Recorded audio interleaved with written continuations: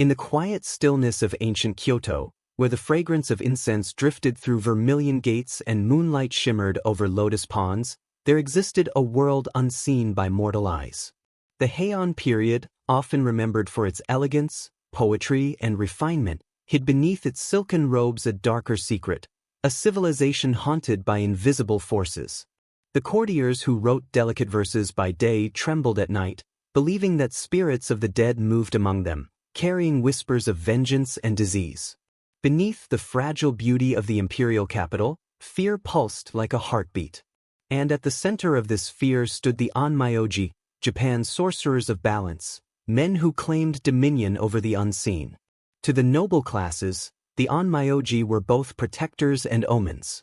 Dressed in flowing robes embroidered with celestial symbols, they were invited to palaces when shadows lengthened and nightmares took form. These sorcerers read the movement of stars and the shifting winds to interpret divine will. They could summon storms, detect curses, and manipulate the invisible boundaries separating the world of the living from the restless dead. But the truth behind their art was far more complex, and far more terrifying. To control the unseen, they had to walk willingly into darkness, trading a part of their humanity for knowledge that no man should possess. The Onmyoji's craft, known as Onmyodo, was a synthesis of imported Chinese yin-yang cosmology, Shinto spirituality, and Buddhist ritual. It was not merely superstition, it was an intricate system of metaphysical law, mathematics, and astronomy woven with forbidden ritual practices. But for all its elegance, Onmyodo was born of fear, the fear that the dead were never truly gone, that human suffering could linger as a curse, and that invisible hands could shape the fate of an emperor. The Heian aristocracy, obsessed with purity and terrified of pollution, turned to these shadow priests to cleanse what religion could not, to bind what gods refused to touch. In this world, the boundary between life and death was paper-thin. Disease was seen as a spirit's punishment. Madness was considered possession. Even the gentle rustle of bamboo could be interpreted as a message from beyond. The Onmyoji operated in this twilight, mediators between the human and the supernatural. They performed exorcisms with chants that trembled through corridors, their voices echoing against paper walls as terrified nobles listened from behind screens. When disaster struck, a plague, a fire, or a failed harvest, people whispered that some spirit had been offended, and the emperor would summon his Onmyoji to restore cosmic order. But such balance came at a terrible cost. To hold dominion over the unseen, one had to sacrifice something of the self. The rituals were not merely symbolic. They required blood, offerings, and absolute spiritual discipline. The Onmyoji trained for years to control not only the world around them but their own minds, for a single lapse could allow a spirit to turn its power back upon its master. Theirs was a profession built upon danger, revered in public, feared in secret. Many courtiers bowed before them with polite reverence, yet crossed themselves in quiet horror after the sorcerers departed. Legends whispered that the greatest of them could not die. Some said they learned to step between worlds, vanishing into the mist to commune with beings neither divine nor human. Others claimed their souls were bound forever to the spells they cast, condemned to wander through the very dimensions they sought to master. To most of Japan, they were figures of awe. To the few who understood their craft, they were a warning of how easily wisdom can become damnation. This was not merely the story of sorcery or superstition, it was the story of control. The Onmyoji did not seek to worship the spirits, they sought to command them. They crafted talismans and incantations that forced entities into submission, binding them to serve human will. And yet, in doing so, they violated the most sacred law of balance, that nature, once enslaved, eventually rebels. The same forces they sought to bind often turned on them with devastating precision, leaving behind nothing but silence and a lingering curse. As the veil of night thickened over Kyoto's lantern-lit streets, one could imagine the faint sound of chanting echoing through temple courtyards, the smell of incense mingling with fear. Somewhere, in the darkness, an Onmyoji drew a sigil with trembling hands, his ink mixed with ash and his voice barely steady as he whispered the ancient words of control. The spirit stirred, unseen but listening. The ritual would succeed, or consume him entirely. The world remembers the Heian court for its beauty, but the beauty was only a mask. Beneath its silk and poetry lay an empire terrified of its own ghosts. And in that terror, men like the Onmyoji thrived, wielding knowledge that made them gods in life and monsters in death. This was a civilization that believed control over the unseen was power. But in their pursuit of that power, the Onmyoji uncovered a truth more horrifying than death itself, that to master the spirit world, one must surrender one's soul to it. The Heian period was often called Japan's Golden Age, an era of refinement, poetry, and spiritual sophistication. But that brilliance existed only on the surface. Beneath the beauty of the painted screens and perfumed robes, the empire was suffocating under invisible terror. Death lingered everywhere. Epidemics swept through Kyoto's narrow streets. Fires devoured whole districts. Children died in their sleep, and the courtiers whispered that the angry dead, Onryo, had risen again. The imperial court, trapped between superstition and ceremony, began to depend on one class of people who could see what others could not, the Onmyoji. To understand their rise, one must understand the fear that ruled Heian life. The Japanese believed that emotions, especially grief, rage, and betrayal, could corrupt the soul after death. These corrupted spirits did not rest. They lingered, unseen but merciless, bringing sickness, madness, and ruin to those who wronged them. When a nobleman fell ill without reason, when a princess miscarried, or when an entire family seemed cursed, there was only one explanation: the spirit world had been offended. And when the unseen turned hostile, no priest or monk could confront it. Only the Onmyoji could. Kyoto, the imperial capital, was designed according to the principles of feng shui, an imported Chinese philosophy adapted through Onmyodo. Every street, palace, and gate aligned with cosmic flow, the directions of wind, stars, and water channels. But when misfortune struck, the illusion of order cracked. A single misplaced building or unburied corpse could attract spirits, and that chaos could ripple outward, infecting the entire city. In such moments, the emperor himself trembled. For the Japanese ruler was not just a sovereign, he was the divine link between heaven and earth. If the balance was lost, even the emperor's divinity was at risk. Thus, the Onmyoji were not merely advisors. They were guardians of the throne's legitimacy, keepers of the fragile line between life and death that held the empire together. These sorcerers became fixtures of the aristocracy. They were summoned to court banquets not to celebrate, but to ward off death. Before new palaces were built, the Onmyoji read the stars to determine whether the land was spiritually clean. They performed purification rituals, scattering salt, chanting sutras, and burning cedarwood incense to repel malignant energies. Their presence, though essential, carried a quiet dread. Even those who relied on them avoided meeting their eyes too long, as though a single glance might invite the spirits that followed them. The imperial family's dependence deepened with each passing decade. Historical records from the Nihon Sandai Jitsuroku and Kanjuka Monogatari tell of emperors postponing decisions until their Onmyoji had interpreted the stars or read the direction of the winds. In one account, Emperor Yuda was said to have changed his residence overnight because an Onmyoji warned that an angry spirit was approaching from the northeast, the demon gate. Such fears gave the sorcerers immense, nearly unchecked influence. They decided when wars could be waged, when marriages could occur, and even when the emperor could leave his palace. To defy them was to risk divine wrath. Yet not everyone saw them as saviors. In whispered corners of the court, some accused the Onmyoji of creating the very curses they claimed to dispel. It was said that certain rituals could redirect spiritual energy, that a curse meant for one man could, with the right invocation, be turned upon another. Those who understood Onmyodo knew that its power lay in balance, and balance could be manipulated. An Onmyoji could bless or destroy, purify or corrupt, with the same ritual. The emperor may have been divine, but the sorcerer was the one who understood how divinity functioned. As politics grew more ruthless, nobles began to exploit this hidden world. A whispered command, a secret payment, and a rival's fortune could reverse overnight.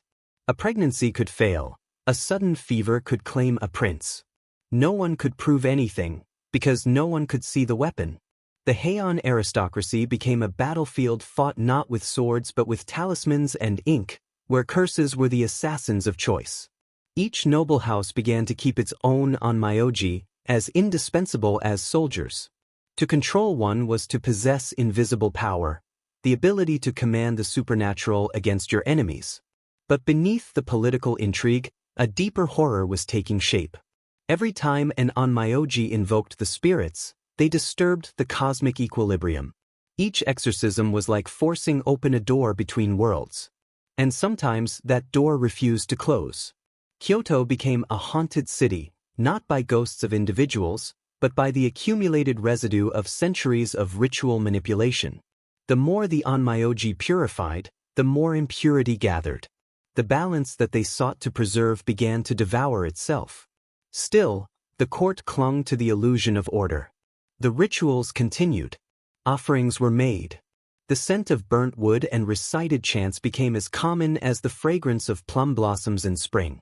And through it all, the Onmyoji moved silently, their faces calm, their robes immaculate, their hearts perhaps long surrendered.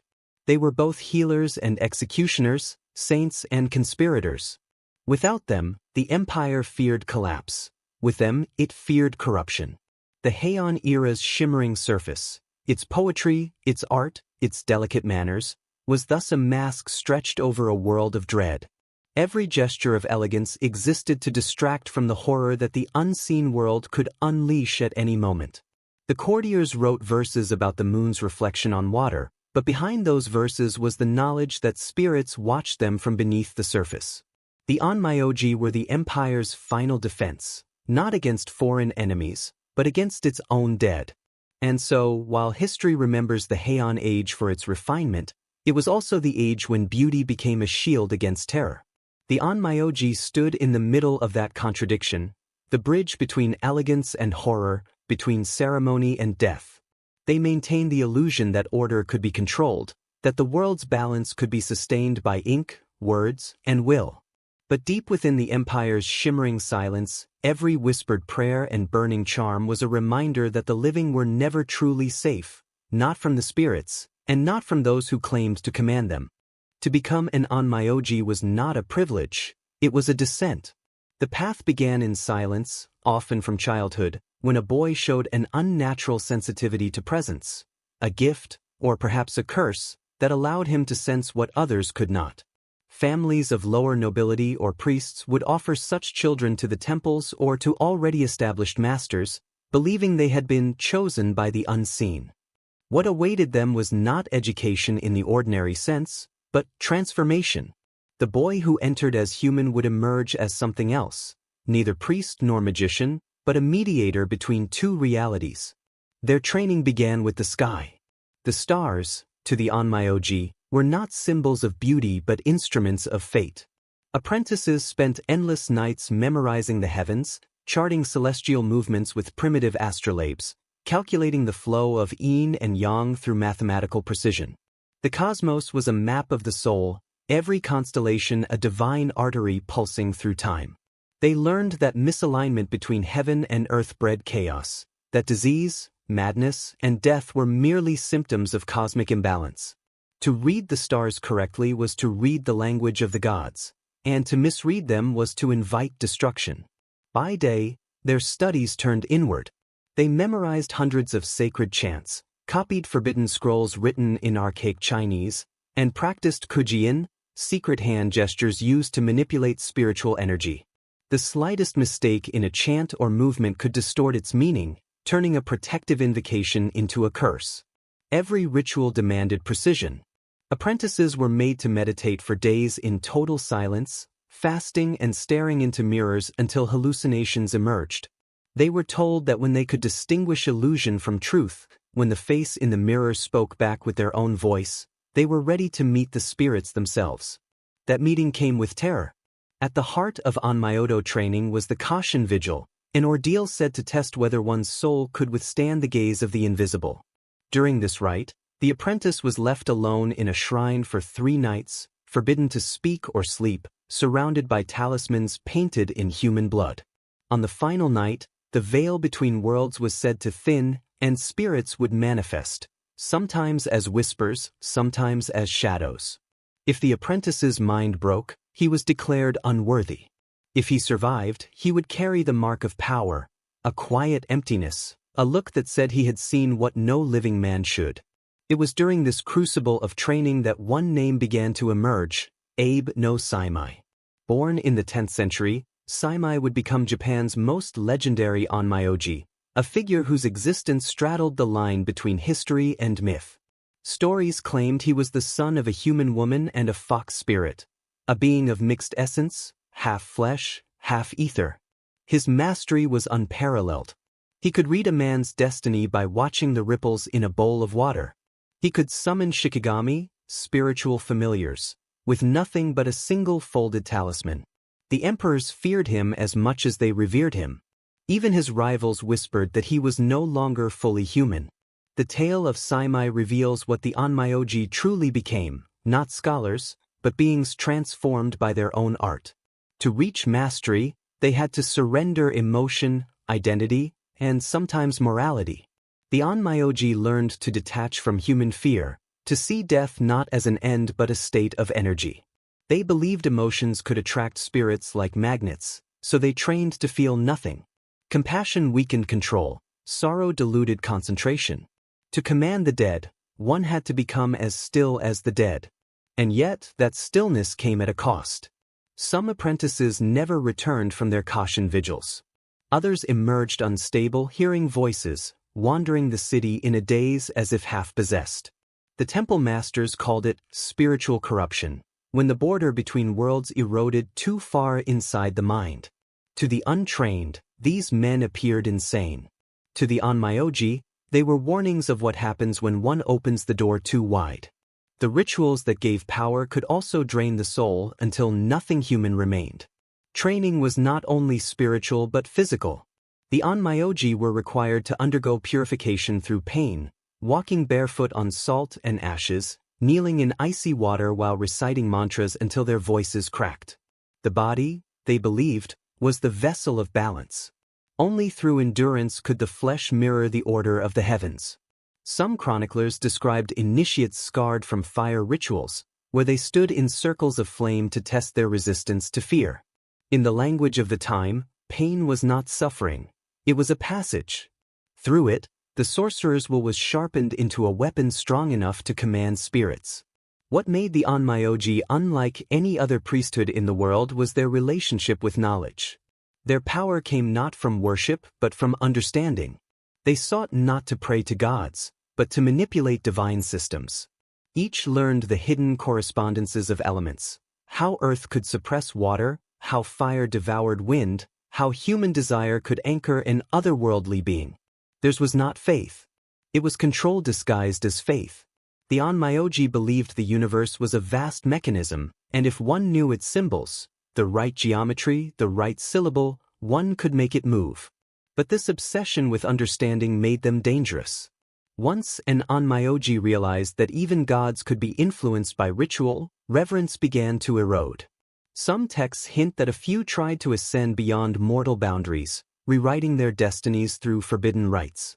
They began to see themselves as architects of reality, custodians of a power greater than any emperor's decree. And the more they believed in their mastery, the further they drifted from what made them human. By the time a man earned the title of Onmyoji, he had died many times, in body, in mind, in faith. He had watched the world from both sides of the veil and learned to manipulate the invisible patterns that governed existence. To ordinary people, he was a mystery cloaked in calm, a man who could summon wind or still a storm with a whisper. But within him was the quiet madness of one who has stared too long into the abyss and found it staring back. The Onmyoji were not merely born, they were constructed, shaped by solitude, perfected through terror, baptized by the unseen. They were human in form only. Inside, they were something else entirely, vessels through which the balance of life and death flowed. They had become what every emperor desired and every spirit feared, mortals who dared to control the forces that no mortal was meant to command. The rituals of the Onmyoji were masterpieces of precision, delicate, beautiful, and horrifying in equal measure. Each ceremony was a fusion of astronomy, mathematics, and necromancy, executed with such calm that even the most grotesque acts seemed sacred. To control spirits, the Onmyoji had to first understand the invisible architecture of the universe, the flow of yin and yang, the alignment of the 5 elements, the pulse of the seasons, the harmony between heaven and earth. They mapped unseen forces like architects of the divine, and their tools were not weapons, but symbols, scrolls, charms, mirrors, and living offerings. Central to their art was the summoning of shikigami, spiritual familiars created to serve the Onmyoji's will. These entities were neither entirely divine nor demonic, but fragments of spiritual energy molded into sentient forms. Some appeared as small spectral creatures, others as invisible presences that could inhabit animals, objects, or even human bodies. The Onmyoji would draw complex sigils on paper or silk, each line corresponding to a sacred formula known only to initiates. They whispered the entity's name, binding it with command phrases written in ink mixed with blood, sometimes their own, sometimes that of sacrificial victims. When the ink dried, the shikigami awoke. But control was never absolute. The shikigami existed in constant tension, half bound, half rebellious. They could perform miracles, locate enemies, spy unseen, deliver messages through dreams, or strike men with madness. Yet if the sorcerer's concentration wavered, the spirit could turn on him, feeding on his fear and consuming his energy until his body decayed from within. Thus, every act of domination was a gamble with damnation. The Onmyoji did not merely command the unseen, they negotiated with it, balancing obedience and chaos through sheer force of will. In imperial records, some rituals were described as cleansing ceremonies. But beneath the elegant phrasing lay acts of unimaginable intensity. An exorcism, for instance, required days of fasting and isolation. The Onmyoji would construct a boundary of white sand and ash, inscribing talismans at the 4 corners to represent the cosmic directions. Within this sacred space, he would chant invocations to invoke guardian deities, sometimes using mirrors to reflect the soul's light, other times burning a doll effigy made in the likeness of the afflicted. The effigy absorbed the curse, but only if the ritual's energy was strong enough. If not, the malevolent spirit would shift targets, and the Onmyoji himself became the next vessel. Certain rituals went far beyond purification. There were ceremonies of binding, acts designed not to expel spirits, but to enslave them. To imprison a vengeful ghost, the Onmyoji would craft a talisman inscribed with its name and essence, sealing it inside an object or person. The process required precise timing, the moment between night and dawn, when both realms overlapped. Some records mention that human mediums, often servants or prisoners, were used as living containers for these spirits. Once possessed, the host's consciousness would erode, leaving only the ghost's energy trapped within the flesh. The host lived in agony until the Onmyoji released them, or until death mercifully did. The palaces of Kyoto bore silent witness to such scenes. Behind gilded screens and silk curtains, imperial courtiers would kneel as the Onmyoji began his chants. The air would thicken with incense, the flames of oil lamps flickering as unseen forces stirred. He would raise his wand of white wood, the shaku, and trace invisible patterns in the air, invoking divine order. The nobles would hear faint whispers, feel a drop in temperature, and avert their eyes. The ritual could last minutes or hours. Sometimes, a woman's scream from behind the partition signaled that the spirit had been drawn out. Other times, there was only silence, broken by the sound of the Onmyoji collapsing from exhaustion. To the layman, these rites seemed mystical and noble.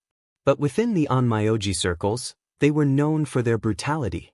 Each success required sacrifice, not metaphorically, but literally.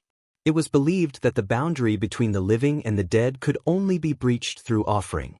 In early texts, instructions for rituals of sealing include the use of blood from animals, and in rare cases, humans. The energy released at death was thought to attract spirits, making them easier to capture. Thus, beneath the sacred atmosphere of prayer, there was blood, spilt not for mercy, but for control. the materials themselves carried hidden meaning. The paper used for talismans was made from mulberry bark and purified under moonlight. The ink contained ashes of burned offerings, and sometimes ground bone from the deceased to anchor the spell in both worlds. Mirrors, a common ritual tool, were considered gates to the spirit realm. The Onmyoji would cover them when not in use, for fear that something might look back. Even the sound of the ritual drums, slow, rhythmic, hypnotic, was said to mimic the heartbeat of the underworld. But among all the instruments of Onmyoji, none was as dangerous as the human will. The sorcerer's mind was the true boundary. Every ritual demanded that he confront the entity directly, to lock eyes, if only in his mind, and command it through authority alone. Doubt was death. A single hesitation, a moment of pity, and the spirit could seize control. Some Onmyoji emerged from these confrontations visibly aged, their hair whitening overnight. Others suffered hallucinations for months, hearing voices of the bound spirits whispering from corners of their rooms. The ritual might end, but its echoes remained, in the body, in the psyche, in the soul. There were also rituals of inversion, ceremonies so forbidden that few ever dared to record them. These rites aimed not to command spirits, but to merge with them, gaining temporary possession of supernatural power. The Onmyoji performing such rites risked losing their humanity altogether. During the trance, they would speak in voices not their own, uttering words no one could comprehend. When they awoke, their eyes would shine with unnatural light, and for days afterward, animals avoided them and fires dimmed as they passed. Such sorcerers were both revered and shunned. They had crossed the line that separated man from ghost, and though their power grew, something inside them remained forever altered. From a distance, the rituals of Onmyoji appeared graceful, precise movements, melodic chanting, the flicker of candles reflecting on polished floors. But beneath that grace lay horror. Each gesture was a command of domination, each word a chain forged in sound. The Onmyoji's power was built on control, not harmony with spirits, but subjugation of them. And that control demanded endless vigilance, for every spirit longed for freedom, every seal strained to break, and every Onmyoji knew that the moment he faltered, the forces he enslaved would consume him whole. Thus, the elegance of the Heian court hid an empire sustained by invisible violence. The Onmyoji stood at the center, performing beauty in service of horror, cloaking necromancy in art. Their rituals, perfect and terrifying, reflected the very essence of their age, that even in a world obsessed with purity, the path to salvation often led straight through the heart of darkness. The Heian court regarded the Onmyoji not merely as priests or magicians, but as intermediaries between existence and oblivion, men who could read the will of unseen gods and demons, and bend it toward imperial command. Yet, behind their sacred authority lay an obsession darker than superstition, the pursuit of ultimate control over fate itself. To the Onmyoji, destiny was not divine decree but a code written in the invisible patterns of heaven, and if one could read that code, one could rewrite it. This belief drove them to expand their art beyond ritual into something resembling occult science, where mathematics, astronomy, and sacrifice intertwined in dreadful harmony. Every night, the Onmyoji studied the movement of stars as if decoding a living manuscript. They charted constellations with obsessive precision, believing that each celestial body was a node in a cosmic web binding the mortal world to the spiritual. When Mars glowed crimson or the moon dimmed under shadow, they whispered of curses and impending death. The emperor's health, the birth of a child, the outbreak of famine, all were interpreted through these celestial omens. Yet for the Onmyoji, interpretation was not enough. They sought to manipulate those forces, to bend the sky's rhythm through human will. By aligning rituals with astronomical events, eclipses, solstices, planetary crossings, they believed they could distort destiny itself, even avert disasters decreed by heaven. Their calculations went beyond the stars. They measured the breath of the wind, the flow of rivers, the scent of rain. Every phenomenon had meaning. A crow's cry at midnight, a sudden gust through temple corridors, the flicker of a candle's flame, all were signs to be interpreted and controlled. The Onmyoji recorded such details in hidden scrolls, constructing vast systems of correspondence that connected every element of the natural world to spiritual hierarchies. Through these correlations, they built what later scholars called the machinery of fate, an invisible mechanism that could be turned only by those who knew its sacred keys. Yet the Onmyoji's deepest experiments strayed into forbidden realms of human sacrifice and psychological torment. The court rarely spoke of these practices, but fragments survive in censored manuscripts, stories of living talismans, people chosen to bear curses in place of nobles. The process was horrific. The victim, often a servant or prisoner, would be marked with sigils of binding. Through ritual incantations, the Onmyoji transferred malevolent energies from their masters into these human vessels, allowing the afflicted aristocrats to recover while the victims descended into madness or death. These sacrifices were called hit-ogata, human substitutes, and were considered necessary to maintain cosmic balance. In truth, they were tools of convenience, scapegoats offered to an indifferent universe. Within the imperial palace, every corridor hid evidence of their influence. The architecture itself followed geomantic design prescribed by Onmyoji. Temples and gates were placed at precise angles to repel demonic winds, streets aligned with celestial meridians. The emperor's throne sat on a locus chosen through arcane calculations of yin and yang. Even the placement of gardens, ponds, and stones followed spiritual geometry. Kyoto was not simply a city, it was a colossal talisman, a living diagram meant to protect the empire. But the protection came at a price. When geomantic harmony faltered, due to war, rebellion, or neglect, the Onmyoji believed that malevolent forces would awaken beneath the soil. Entire districts were abandoned after mysterious deaths, while plague and famine were interpreted as signs that the city's spiritual structure had been violated. Among the most feared practices was the Chimi no Noroi, the curse of the earth spirits. To invoke it, an Onmyoji would perform rites in defiled ground, offering human remains to awaken the anger of subterranean entities. These spirits were believed to punish those who disrupted the natural order, often causing disease, nightmares, and mass hysteria. The ritual could devastate an entire household or region, yet once unleashed, even the sorcerer who cast it could not control its spread. Several ancient texts describe imperial attempts to suppress this practice, but it persisted in secret, passed between generations like a cursed inheritance. The Onmyoji's relationship with death was intimate and pragmatic.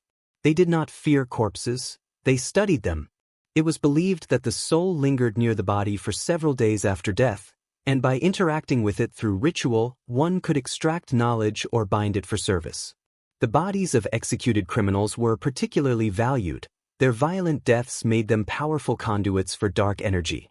Some accounts speak of Onmyoji using severed heads in divination, placing them on altars while reciting verses to compel prophetic speech. Whether these stories were exaggerated or true, they reveal a culture in which the boundaries between reverence and desecration blurred beyond recognition. Knowledge itself was dangerous. The texts of Onmyodo were written in obscure symbolic language, guarded by strict initiatory secrecy. To read them without proper purification could invite madness. Some scrolls were said to be alive, their characters shifting, their meanings changing depending on the reader's intent. The Onmyoji claimed these texts were infused with spiritual consciousness, and that the words themselves could manifest power if read aloud. This belief turned their libraries into vaults of potential catastrophe. More than one apprentice vanished after attempting forbidden readings, leaving behind only burnt paper and the faint scent of incense. Among the highest-ranking Onmyoji, ambition grew monstrous. Some sought to transcend mortality altogether.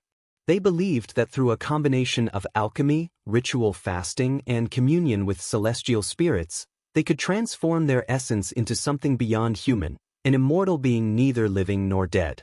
These spirit ascension rituals were among the most perilous of all. The practitioner would isolate himself in a sealed chamber, surrounded by talismans and incense, consuming only mercury-laced elixirs to purify the flesh. As days passed, hallucinations blurred the boundary between reality and spirit.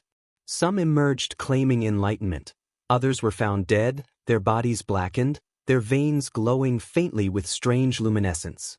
Over time, the Onmyoji came to see themselves as custodians of a balance that few could comprehend. They were guardians of the invisible and prisoners of it. Each ritual drew them deeper into a labyrinth of control, paranoia, and guilt. Their lives were marked by isolation. Even nobles who depended on them feared to touch them. To the public, they were saviors who banished curses. But to themselves, they were cursed men, forever watching the thin line between mastery and ruin. Thus, their mastery of fate came at a terrible price. Every spell that manipulated destiny carried an echo that rebounded on the caster. The universe demanded equilibrium, and for every curse lifted, another shadow took shape. The Onmyoji knew this, yet continued, compelled by obsession and the illusion of power. In the quiet chambers of Kyoto, where incense curled like dying souls, they rewrote the laws of existence. But in doing so, they ensured their own descent into the darkness they sought to command. As centuries passed, the art of Onmyoji grew far more than an esoteric court discipline. It evolved into a spiritual empire of fear and fascination. By the late Heian and early Kamakura periods, the Onmyoji had infiltrated every layer of Japanese society, their power rooted not in open rule, but in invisible influence. Behind their serene faces and ceremonial robes hid a deep paranoia. They no longer trusted the spirits they summoned. What had begun as a practice to command and protect had turned into a desperate struggle to contain what they themselves had unleashed. Theirs was no longer mastery. It was survival against the very forces they had invited into the human world. The balance between yin and yang, so central to Onmyoji, began to fracture. The natural harmony that once defined their cosmology twisted into an obsession with purification and control. The world of the unseen was restless, and the rituals that had once restored peace now seemed to provoke the opposite. Chroniclers of the time wrote of priests who vanished after rituals, of shrines that bled from their foundations, of inexplicable plagues following ceremonies meant to ward them off. The people whispered that the boundaries between the living and the dead were collapsing, that the Onmyoji had gone too far, disturbing cosmic forces that demanded terrible restitution. It was during this decline that a darker branch of Onmyoji emerged, a secretive sect of practitioners who no longer served the imperial court, but sought forbidden communion with entities beyond the sanctioned pantheon. These rogue Onmyoji were known as Yami no Onmyoji, the sorcerers of the shadow. While official Onmyoji invoked celestial spirits for order and balance, the Yami no Onmyoji invoked chaos itself, seeking to weaponize malevolent energy. They performed rituals not to repel curses but to redirect them, harnessing human suffering as fuel. Their temples were hidden in forests or beneath abandoned estates, where rituals took place under new moons. Victims, criminals, outcasts, or even curious nobles were used as vessels, their souls bound and broken to empower talismans. Unlike the purified elegance of courtly rites, the Yami rituals were grotesque and visceral. The air was thick with incense mixed with blood. Chanting was replaced by guttural intonations meant to rupture the thin veil between the worlds. They believed the most potent power came from resonance. When human terror reached its peak, it opened a rift large enough for spirits to manifest. The Onmyoji would then seal fragments of these entities within objects, mirrors, bells, or masks, believing they could channel their energy at will. These artifacts became known as magatsuhin, cursed tools that retained traces of agony. Even centuries later, legends tell of such objects bringing madness or death to anyone who disturbed them. As their rites grew more extreme, reports of possession multiplied. Entire villages fell under what were described as waves of spiritual sickness, children speaking in unknown tongues, animals mutilated, crops rotting overnight. Official Onmyoji were summoned to cleanse these outbreaks, but many returned broken or insane. Some whispered that these were not ordinary hauntings, but the aftermath of failed experiments, rituals that had split the practitioner's soul, leaving fragments of it wandering, hostile, and hungry. In the imperial archives, there are veiled records of exorcisms so severe that the very walls of temples had to be sealed and buried afterward, to trap the remnants of corrupted energy within. At the same time, the imperial court's faith in Onmyoji began to wane. The once revered Abe lineage, descendants of the great Abe no Saimai, found themselves accused of heresy and black sorcery. Political rivals exploited the public sphere, spreading tales of the Onmyoji's secret pacts with demons. Saimai's descendants were said to possess scrolls that could call forth Goryo, vengeful spirits of the dead, and turn them against enemies. Whether true or not, the mere rumor was enough to mark the Onmyoji as dangerous. Their temples were raided, their texts confiscated, their apprentices executed under the guise of restoring divine order. But erasing the Onmyoji only scattered their secrets, and from those fragments, new, uncontrolled traditions were born. Some Onmyoji turned inward, attempting to purify their corrupted lineage through acts of self-sacrifice. They performed Shinin no Kesai, the purification of the abyss, a ritual meant to sever one's spiritual connection to the darkness. The practitioner would seal himself inside a circle of salt, surrounded by 108 candles, each representing one of the human vices. For 3 nights he would chant the names of the celestial spirits while his blood slowly dripped into a sacred bowl. On the 4th night, he would extinguish the candles one by one, symbolizing the extinguishing of his human flaws. Few survived the ritual. Those who did claimed to have seen visions of their past lives, their sins, and the faces of the spirits they had enslaved. But redemption in Onmyoji was never complete. Once a sorcerer tasted the language of the dead, it could never be untaught. By the 14th century, Onmyoji had fractured into countless regional forms: temple magicians, folk shamans, and spirit mediums, each claiming to inherit the true legacy of Abe no Saimai. Yet the further these practices drifted from their origins, the darker and more desperate they became. Without the intellectual restraint of the old masters, superstition turned into hysteria. Peasants buried charms under their doorsteps to prevent Onmyoji from stealing their souls. Mothers whispered prayers over newborns to shield them from spiritual manipulation. What had once been a royal science of cosmic balance had become, in the eyes of the people, witchcraft. Still, the Onmyoji's influence could not be completely erased. The geomantic design of Kyoto, the ritual calendars, and the festivals of purification all bore traces of their ancient art. Even the emperor's enthronement ceremonies retained fragments of Onmyoji incantations, though stripped of their original meaning. In the quiet corners of Shinto shrines and Buddhist temples, one can still find relics, hidden scrolls, astrological diagrams, or talismans etched with indecipherable sigils, remnants of a time when men believed they could rewrite heaven's laws. But the cost of that belief lingered. The more they sought to command spirits, the more those spirits consumed them. The line between human and divine had blurred irreversibly, and many Onmyoji perished not in battle, but in silence, their bodies found lifeless in sealed rooms, surrounded by talismans scorched from within. Some say their souls never departed, trapped in the endless cycle of cause and consequence they once tried to control. In the end, their legacy is both brilliance and blasphemy. The Onmyoji expanded the boundaries of human understanding, blending astronomy, psychology, and mysticism into one of the most sophisticated occult systems in history. Yet their downfall revealed a timeless truth: the hunger to control the unseen is itself a curse. They sought to command the forces of life and death, only to become prisoners of their own rituals. Their voices may have faded, but their shadows still linger.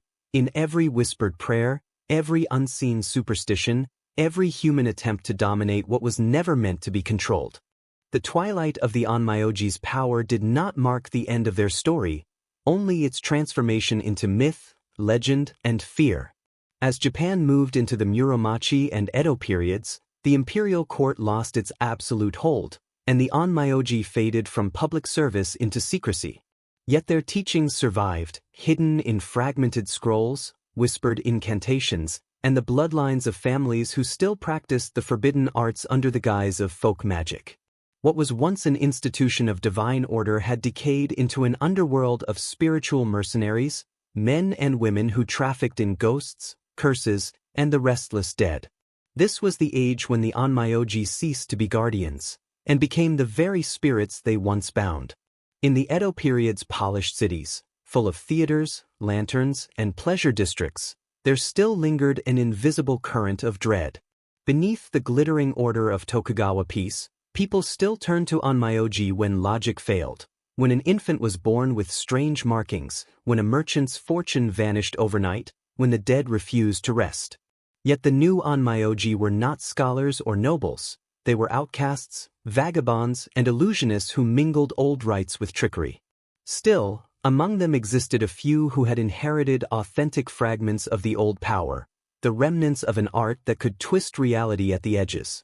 Their rituals were conducted in candlelit basements or mountain shrines forgotten by time, where offerings of sake and blood were made to entities no priest dared to name.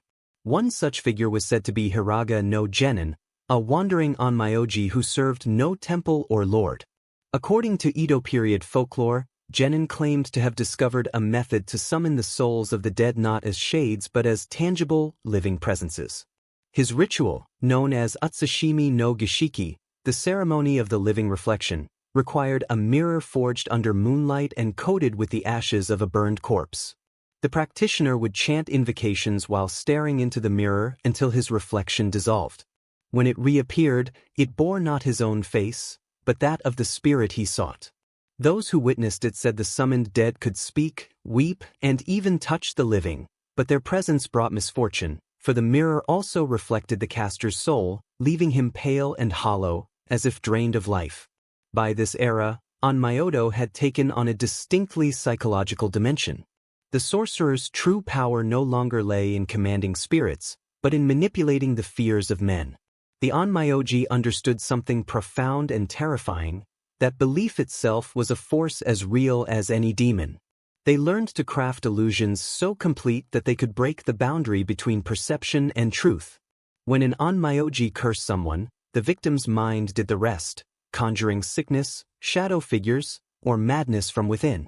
It was said that the greatest Onmyoji no longer needed charms or incantations. A single word from them, a single glance, could plant the seed of ruin. In this, the art of Onmyoji began to resemble what we might now call psychological warfare, centuries before the term existed. Still, not all Onmyoji succumbed to darkness. Some sought reconciliation with the spirits, attempting to restore harmony to what had long been corrupted. These were known as the Seiho Onmyoji, the pure ones. They believed the only way to end the curse of Onmyoji was through submission, not dominance, by allowing the spirits to possess them and burn away their human flaws. Such rituals were called Shinrei no Ketsugo, union with the divine spirit. The process was both ecstatic and horrifying. The practitioner would enter a trance, surrendering all will until the spirit merged with his essence. If successful, the Onmyoji would emerge transfigured, no longer entirely human, but neither ghost nor god. Yet most perished in agony, their bodies convulsing as their souls were torn apart by the very beings they sought to embrace. The most haunting tales from this period speak of the living curses, Onmyoji who had absorbed so much spiritual corruption that they themselves became cursed artifacts. Their eyes were said to reflect faces of the dead, and wherever they went, calamity followed. The government quietly hunted them, erasing records of their existence, yet rumors persisted. Travelers spoke of hermits in the mountains whose presence caused animals to flee and rivers to blacken. Others claimed that during storms, the spirits of fallen Onmyoji could be seen flickering in lightning, trapped eternally between the realms they once controlled. Philosophers of the Edo period began to interpret these tales metaphorically, seeing the Onmyoji as symbols of human arrogance, men who tried to command the divine and became monsters for it. Artists and playwrights, however, turned them into tragic figures, half saints, half demons, burdened by knowledge too great for mortal minds. In kabuki plays and ghost stories, the Onmyoji were depicted as pale wanderers, doomed to protect humanity from the very forces they once unleashed. Their image was both revered and feared, embodying the paradox at the heart of all forbidden knowledge, that enlightenment and damnation often wear the same face. Even in the rationalizing Meiji era, when Japan opened to the modern world and declared the age of science, whispers of the Onmyoji persisted. Western scholars who studied Japanese folklore found themselves unsettled by the recurring theme of invisible infection, the idea that spiritual corruption could spread like disease.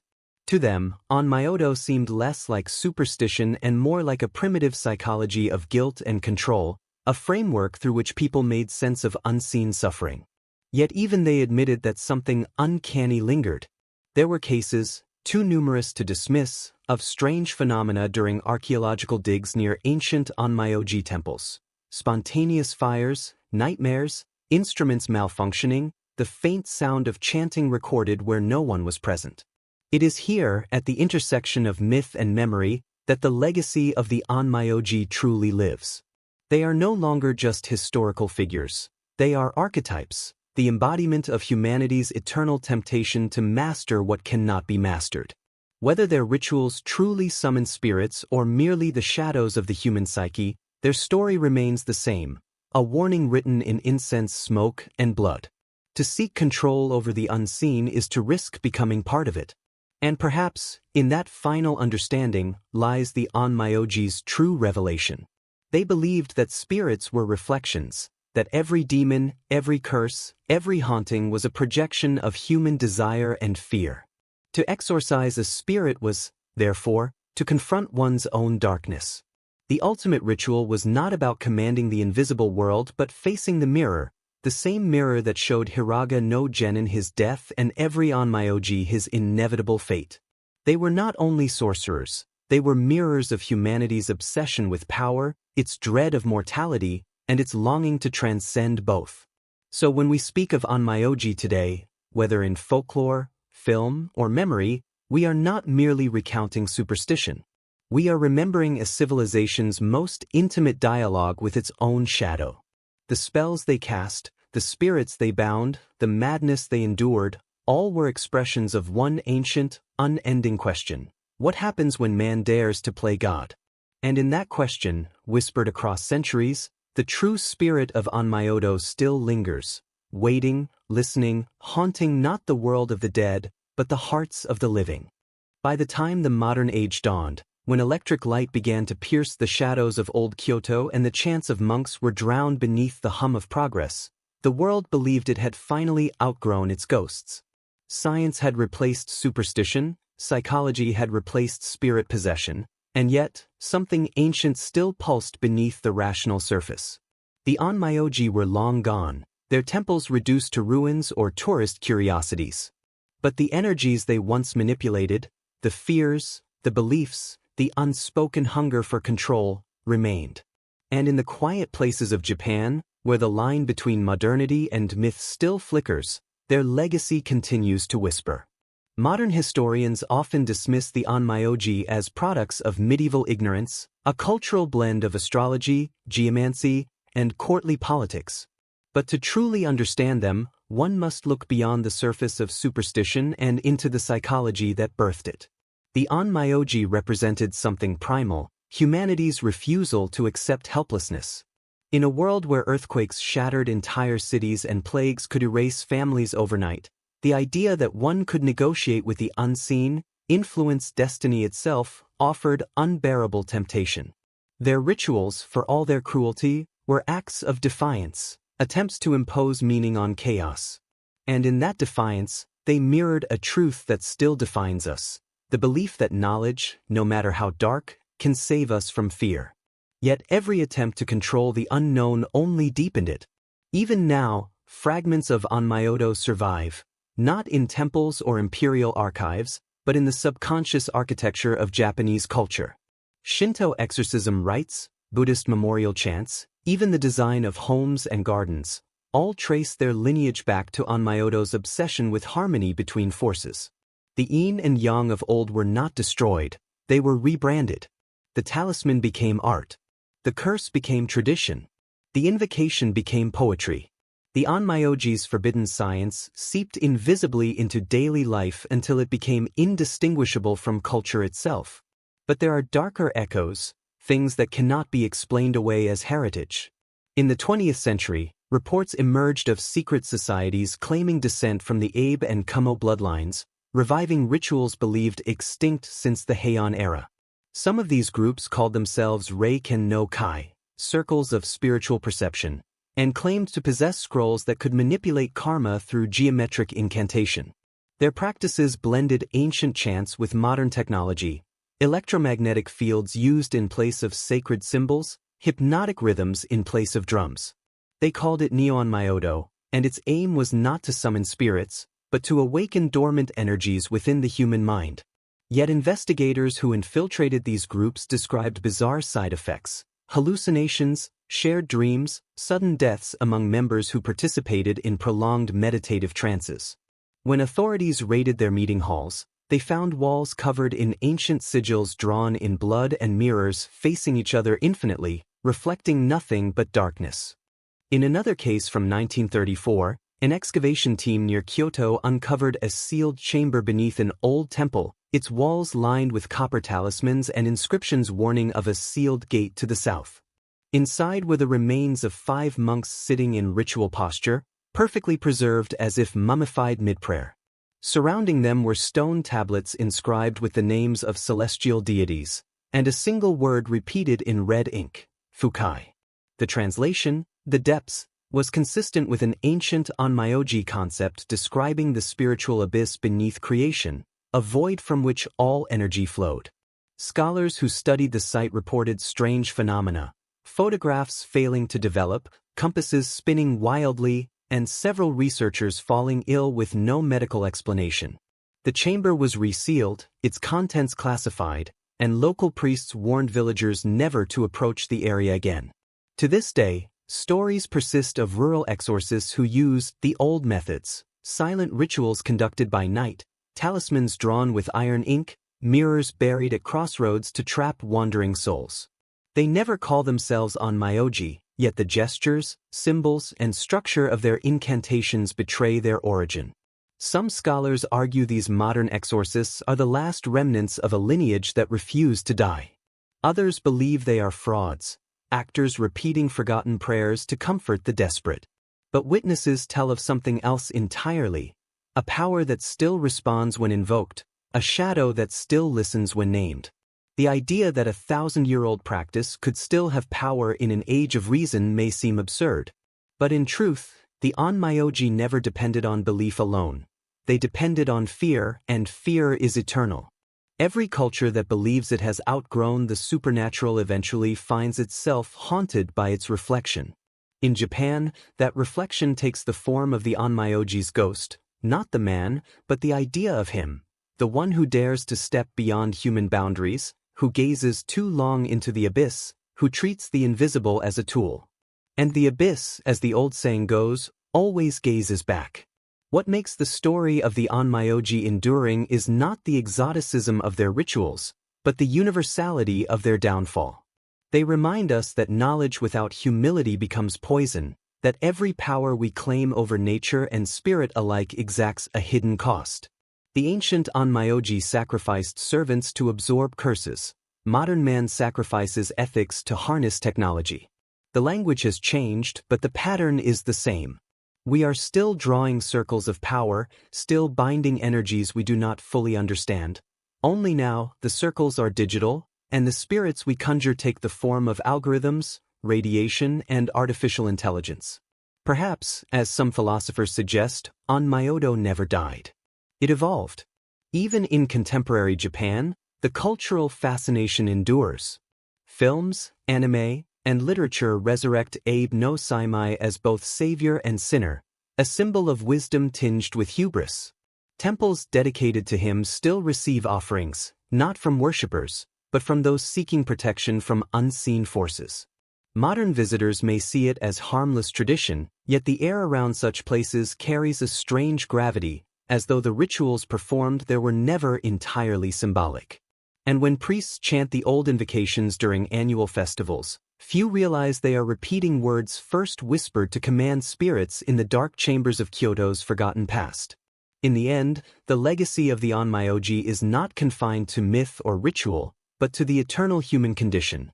Our terror of the unseen, our craving to master it, and our inevitable enslavement to the powers we awaken. The Onmyoji believed they could control the spirits of death, but in truth, it was death that controlled them, patient, watching, allowing them the illusion of dominance until their final breath. Their art promised safety through understanding, but what it delivered was revelation, that the line between protector and destroyer, saint and sorcerer, is perilously thin. So when we walk the lantern-lit streets of Kyoto today, where shrines sit quietly between glass towers, perhaps we are walking on their circles still, invisible, buried under centuries of dust. The city remains a living talisman, its balance maintained not by reason, but by memory. And somewhere beneath that memory, in the deep rhythm of the earth, the echoes of old incantations still pulse, a reminder that even in an age of science, some forces cannot be forgotten. The Onmyoji may have vanished, but their question remains immortal. What happens when mankind commands the unseen, and the unseen begins to command mankind? In the end, the Onmyoji's legacy is not just about sorcery or spirits, it's about humanity's endless hunger to control the unseen. Their rituals, once drenched in incense and whispered incantations, now echo in modern science and technology. The same desire that drove them to bind demons drives us to command data, to decode life, to master death itself. Yet every act of control carries its own curse. The fall of the Onmyoji wasn't because they failed, it was because they succeeded too well. Power over the unseen always comes with a price, and the deeper they reached, the less of themselves remained. Today, we repeat their story in new forms, convinced that knowledge alone can save us. But as the old scrolls warned, the circle always closes. When the wind moves through Kyoto's forgotten shrines and the night grows too still, it's said the earth hums faintly, like memory breathing. The world remembers those who tried to command its soul. And perhaps that's the true horror of the Onmyoji, not that they controlled spirits, but that, in doing so, they became them.